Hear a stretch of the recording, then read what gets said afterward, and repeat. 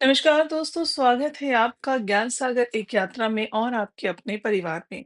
दोस्तों, सबसे पहले माफी चाहूंगी यदि पीछे से इंसानों की या गाड़ी मोटर की यदि आपको आवाज आती है, तो आप उसे कृपया करके दरकिनार कर दीजिएगा और इस वीडियो को अंत तक ज़रूर देखिएगा।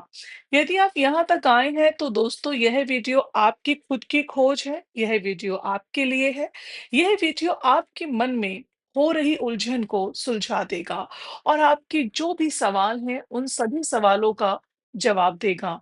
दोस्तों, यहाँ तक आना आपके लिए कोई इत्तेफाक नहीं है, यह एक ज़रिया है खुद की आत्मा से मिलने का और इस अध्यात्म के सच को जानने का, इस आध्यात्मिक दुनिया के सच को जानने का। दोस्तों, आज का जो विषय है ना, वो थोड़ा भावुक है। 12 जून 2025 को हुई एयर इंडिया की दुखद दुर्घटना ने देश को झकझोर दिया। कई अनमोल दोस्तों, जिंदगियां इस हादसे में हमसे जुदा हो गईं। लेकिन आज हम केवल दुख में डूबने नहीं आए हैं, हम यहाँ हैं उनकी आत्मा की यात्रा को समझने, उनके कर्मों को सम्मान देने और इस घटना के पीछे आध्यात्मिक रहस्य को जानने के लिए। दोस्तों, आप लोग जब भी इस प्रकार की कोई दुर्घटना सुनते हैं, ट्रेन की या प्लेन की, कहीं की भी कोई दुर्घटना, हादसा हो जाता है, तो बहुत दुखी होते हैं। या कभी ना कभी आपके किसी अपने के साथ तो आपने ऐसा हुआ होगा, उन्हें आपने खो दिया होगा। आज आपको दोस्तों ये आत्मा जो है ना, इसके सफर के बारे में आप जान पाएंगे। आज ये जो आत्माएं हैं जो इतना जल्दी चली जाती हैं, दुर्घटनाओं में चली जाती हैं, क्यों जाती हैं, उसके विषय में आज आप जानेंगे। दोस्तों, आत्मा ना अमर है। पहली बात, हम जो देखते हैं ना, वह शरीर है, लेकिन जो असली है वह आत्मा है। आत्मा कभी मरती नहीं, वह केवल शरीर रूपी वस्त्र बदलती है दोस्तों। भागवत गीता में श्री कृष्ण कहते हैं, ना जयते मृते ना कदाचित, यानी आत्मा ना जन्म लेती है ना मरती है। जो लोग ना दोस्तों दुर्घटना में हमसे अलग हुए, उनकी आत्मा जब एक नई यात्रा पर निकल चुकी है, एक ऐसे लोक की ओर जहां उन्हें विश्राम, न्याय और आगे का मार्गदर्शन मिलेगा। दोस्तों, हर आत्मा का ना समय तय होता है, इसको हम जानेंगे कैसे? ये प्रश्न ना हर किसी के मन में आता है। इतने अच्छे लोग इतनी जल्दी क्यों चले गए? इतने छोटे बच्चे इतनी जल्दी क्यों चले गए? इन्होंने तो अभी दुनिया में कुछ देखा ही नहीं था। ये तो बहुत बुरा हुआ। इनका परिवार अब कैसे जिएगा? एक ही तो औलाद थी, एक ही तो माँ-बाप का सहारा था, या एक ही तो बेटी थी जो इस घर का वंश थी, ये भी चली गई। ना कोई भाई, ना कोई बहन, सिर्फ़ अकेली लौती औलाद थी और दुनिया छोड़कर हमें इन सबको छोड़कर चली गई। अब ये कैसे जिएँगे? लेकिन आध्यात्मिक दृष्टि से देखा जाए, तो किसी भी आत्मा का जीवन, उसकी मृत्यु सब पहले से निर्धारित होता है। इस तरह एक ट्रेन स्टेशन पर रुकती है। आपने देखा होगा जब भी आप देखते हैं कि एक ट्रेन जो होती है, वो स्टेशन पर रुकती है और फिर अगले स्टेशन की ओर निकलती है। उसी तरह दोस्तों, आत्मा भी समय आने पर अपने अगले पड़ाव पर चली जाती है। घड़ी की सुइयां आप देखते हैं ना, किस प्रकार जो है वो रुकती है और फिर धीरे धीरे धीरे आगे बढ़ती है। कुछ इसी प्रकार हमारी जीवन का भी हाल है। ये आत्माएँ ना विशेष होती हैं जो हमसे दूर चली जाती हैं। इस दुर्घटना में जो आत्माएँ गई हैं, वह कोई साधारण आत्मा नहीं थी दोस्तों। सबसे पहले तो ये समझ लीजिए, जिन लोगों के मन में ये है कि ये चले गए, कई लोगों के मन में ये भी होगा कि ना अच्छा है चले गए। कुछ लोग तभी तो अच्छे नहीं बैठे होंगे, कुछ ऐसे भी होंगे जिन्होंने धरती पे कुछ लोगों को कष्ट दिया होगा, है ना? कुछ गलत किया होगा, तो लोगों के मन में ये भी होगा, अच्छा चले गए। क्या करना था? ये तो बुरा इंसान था। लेकिन नहीं दोस्तों, ये साधारण आत्माएँ नहीं थीं, बिल्कुल साधारण नहीं थी। आपको लग रहा है कि वो इंसान अच्छा था या बुरा था, लेकिन वो आत्मा तो साधारण नहीं थी जो उसके शरीर में थी।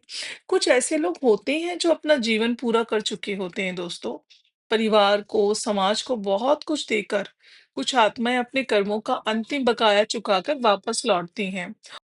और कुछ ऐसे भी होते हैं दोस्तों, जो विशेष कार्य के लिए दूसरे लोक में बुलाए जाते हैं। अब आप सोच रहे होंगे, क्या ऐसे भी कोई लोग होते हैं?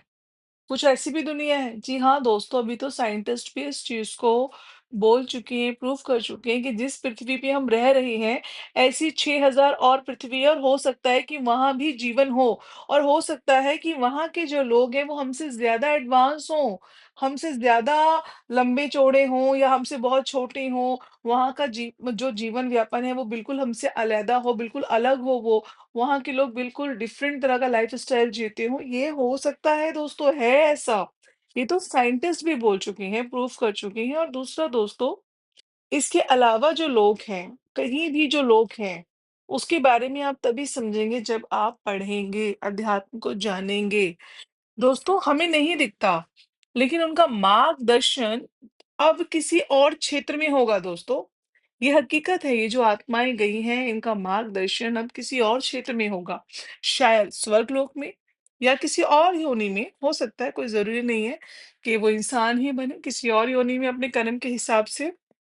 दोस्तों, ये समझ लीजिए कि दुःख से मुक्ति का जो मार्ग है ना, वो यही है। वो भी हम समझते हैं कि मैं कैसे समझाना आप अ, स समझाना चाहती हूँ आपको, आप समझेंगे इसे। जब ना हम किसी प्रिय को खोते हैं तो दिल ना टूट जाता है। पर याद रखिए, शोक आत्मा को बांधता है दोस्तों। हमें रोना नहीं है, बल्कि उन्हें प्रेम से विदा देना है, शांति से प्रार्थना करें। हे ईश्वर, इन आत्माओं को अपने चरणों में स्थान दें, उन्हें आगे की यात्रा में प्रकाश दें। इस प्रकार आपने उनके लिए प्रार्थना करनी है। दोस्तों देखिए, मृत्यु एक अंत नहीं है, बल्कि एक अगली शुरुआत है। और ये हकीकत है दोस्तों, मृत्यु कोई अंतिम रेखा नहीं, ना आपके लिए ना मेरे लिए। मैं भी मर जाऊँगी तो कुछ अंतिम नहीं है। ठीक है, बहुत अच्छे नेक कर्म किए होंगे तो कहीं बैठे होंगे किसी स्थान पे, कोई स्थान लेके, कोई लोक लेके, जिस भी प्रकार का हमने कर्म किया होगा, बहुत अच्छे कर्म किए होंगे तो छठे, सातवें ऐसे लोक पे बैठे होंगे 5वें तक, ठीक है?